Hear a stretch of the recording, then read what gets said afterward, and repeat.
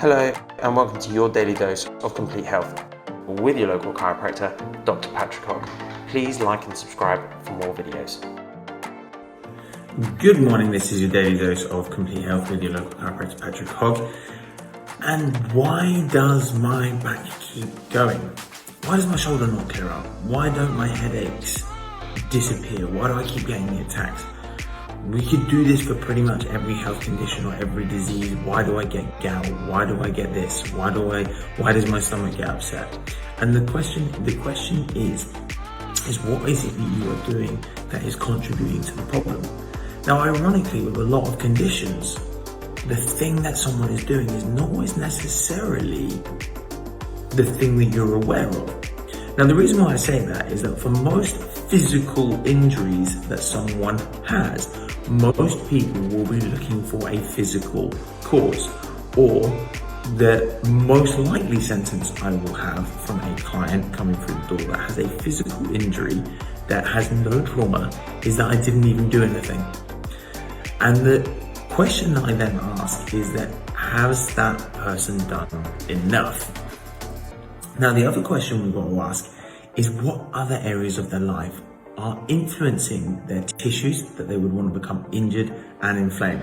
Now, here's the secret. There are three causes that I've seen with most clients that will trigger changes in the body that will lead to dysfunction and disease, whether that's physical, whether that's an infection, whether that's depression or anxiety. There are pretty much three types of stress that can start to lead to changes in pretty much all areas of health that we are aware of. Physical stress, chemical stress, and emotional stress. And the interesting thing is there's now loads of research going on. What we eat influences how we feel, e.g. the foods, if we're not putting good foods into our gut, then this can start to affect our emotions and our moods. So those three things, physical stress, chemical stress, emotional stress, could be the reason why your back pain isn't clearing up, your headaches are not clearing up, your shoulder pain is not clearing up. Because if we do not look after the things we eat, or look after the way that we feel, look after our body physically, this is when inflammation starts to take place, and that is when injuries start to happen. Then, if that inflammation is allowed to continue chronically, that injury cannot clear up. And this is one of the secrets as to why people don't always necessarily heal as quickly as they want to.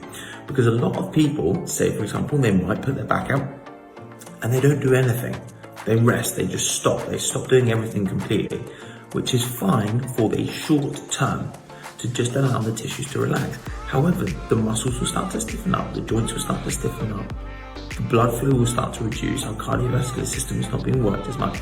And so we can start to become deficient in how much movement we get. And as a result, this can contribute to the injury getting worse. So when we look at each area, physical stress, chemical stress, emotional stress, we can be either toxic or deficient in each one of those areas. What does that mean? Well, if we lift something really, really heavy, this would be considered overloading or toxic on the body. Whereas if we didn't do anything, this would be considered deficient in movement, and as a result, our joints would stiffen up. We can look at the same thing in chemicals. We could eat things like pesticides or chemicals, or overconsume alcohol, drugs, or whatever other chemicals that we may have, and that would cause a toxic effect on our body and cause inflammation.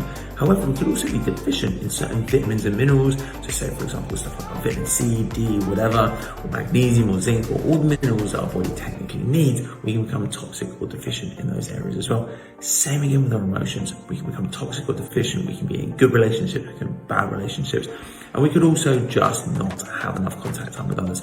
And ironically, most people would not put the latter two, emotional stress and chemical stress, into things that would cause injuries. But all of these things contribute to longer term inflammation, tension and stress on the body. And it's those things long term that lead to injuries, illness, sickness, disease, whatever it may be. So like I say, you may not be coining one of the things that may be contributing to injury. There might be one thing that you might not be linking together that could be a big cause in preventing you from actually getting back to being in full health.